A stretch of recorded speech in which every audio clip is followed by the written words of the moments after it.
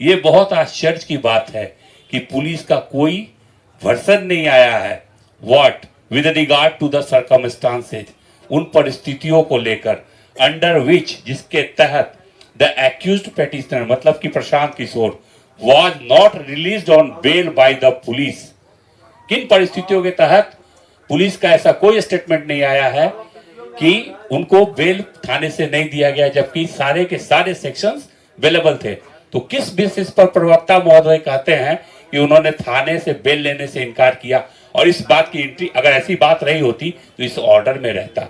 आप लोग चाहें तो ये इसका ये ओरिजिनल का सर्टिफाइड कॉपी है हमारे पास, आप इसको देख सकते हैं, जो डिक्टेटेड करके साइन किया हुआ एसडीजीएम पटना का। ये सोचने वाली बात है कि जब वो कह रही है कि आई एम सरप्राइज्ड, जब बेलेबल सेक्शन है तो पुलिस का ये वर्सन नहीं आ रहा है कि किस परिस्थिति में आप इनको बेल नहीं दिए थाने से। तो ये सारी चीजें हैं आपके सामने हैं, स्पष्ट है। ऑर्डर जब साइन हो गया है उसमें सारी बातें आ गई हैं, ठीक है। उनको जो है बेऊर जेल ले जाया गया, Beur jail without authorized paper ले जाया गया, वहां से थाने लाया गया। डिटेनियों को इतना परेशान, आप तो उसको ऐसे ट्रीट कर रहे थे कि जैसे वो आदमी टेररिस्ट है।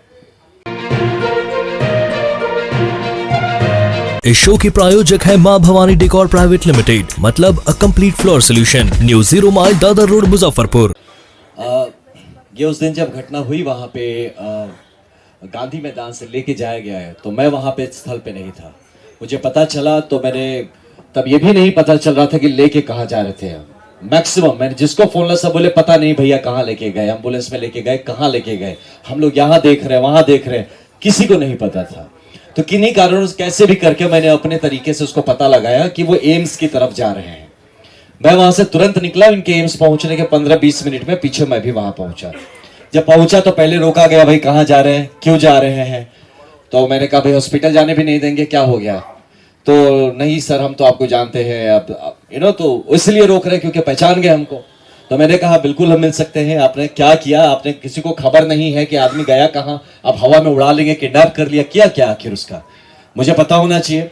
तब तक एक हमारे डीआईजी साहब अंदर थे, वो आए, बोले हाँ आने दीजिए, इनको आने दीजिए। मैं अंदर पहुंचा, वहां पे जाके जब वहां देखता हूं तो बहुत सारे ऑफिसर थे। ये एक बहुत इंपॉर्टेंट बात आप सबको बता रहा हूं, ये डीजीपी साहब से रिक्वेस्ट करूंगा इस बात का संज्ञान ले। एक आदमी का रैंक नहीं दिख रहा था, कौन कौन से ऑफिसर हैं, किसी का नेम प्लेट नहीं था। डीके बासु गाइडलाइंस बोल के कुछ है धरती पर।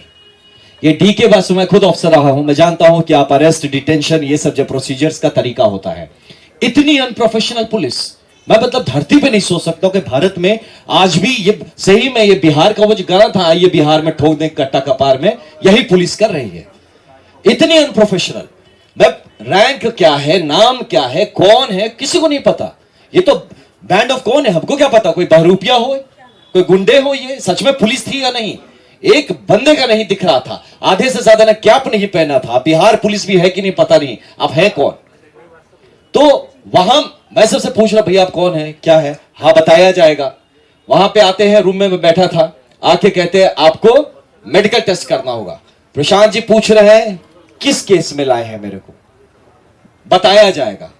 अरे व्हाट इज बताया जाएगा? आपके कुछ नेचुरल राइट्स, फंडामेंटल राइट्स है ना, आपको पता तो होना चाहिए आप डिटेन हुए हैं, आपने मुझे अरेस्ट किया है, बताया जाएगा।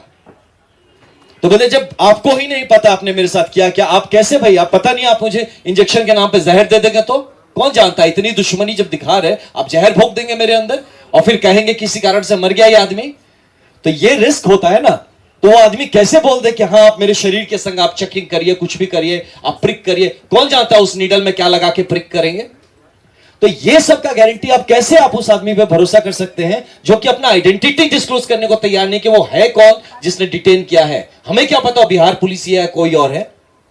तो ऐसे सिचुएशन पे ये प्रशांत जी कहते हैं कि भैया आप हमको पहले बताइए कि हमको लाए क्यों है, आप कौन से केस में लाए हैं, कोई पुराना केस है, नया केस है, केस का नंबर बताइए, आप हमारे चार्जेस बताइए, कहां लेके जाएंगे यहां से ये बताइए, मुझे इन्फॉर्म तो करिए किसी को कि भाई हम कहां पे हैं। हमको फोन नहीं करने दिया जब, भैया फोन मत करिए सर, फोन ऑफ रखिए। आप हमारे कम्युनिकेशन नेटवर्क बंद कर देते हैं। मैं फिर बोला ठीक है बाहर, मुझे बोले प्रशांत भैया के काम करिए, आप चलिए बाहर थोड़ा संभाल दीजिए, मीडिया के भी बंधु होंगे उनको बता दीजिए कि हम सेफ है। लोग में घबराहट ना आए किसी तरह का। ये आदमी लगातार सोच रहा है कि किसी तरह का विश्रृंखला नहीं होनी चाहिए, पीस मेंटेन रहना चाहिए। आप आनंद जी बाहर जी और सबको बताइए सब ठीक है, सब कोई घबराने की बात नहीं है। He was trying to make things peaceful और पुलिस उसको और उस पर डाले जा रही है घी। हम निकल रहे, सर थोड़ा आप बैठ जाइए सर। हम बोले क्यों डिटेन कर रहे हो? नहीं सर आप थोड़ा रुक जाइए, कोई सीनियर अधिकारी आ रहा है। मुझे पता है पुलिसिया तरीका है रोकने का, मैं अब उसको ढकेल के तो जा नहीं सकता। मैं उससे पूछ रहा हूं अच्छा आप कौन है? सर बता देंगे सर, आप थोड़ा सा बैठ जाइए। ये सोचिए, ऐसे डीजीपी सर से मैं रिक्वेस्ट करता हूं, है ना, आपका एक जूनियर हूं मैं, आपसे रिक्वेस्ट करता हूं कम से कम बेसिक गाइडलाइन सिखाइए। ये बड़े बड़े गया मैं पुलिस अकेडमी बनाने से नहीं होता जहां आप डीके बासु गाइडलाइंस नहीं फॉलो करते हैं, और इतने बड़े हाई प्रोफाइल चीज में जहां प्रशांत किशोर जैसे एक व्यक्तित्व को आप डिटेन कर रहे हैं, अरेस्ट कर रहे हैं, साथ में खुल के बड़े बड़े ऑफिसर आके बड़े बड़े होकर चौड़े होकर कह रहे 44 आदमी को डिटेन किया। पहले इसमें देखिए किसने डिटेन किया, जरा आप निकालिए। तो ऐसी परिस्थिति बन गई थी एम्स में।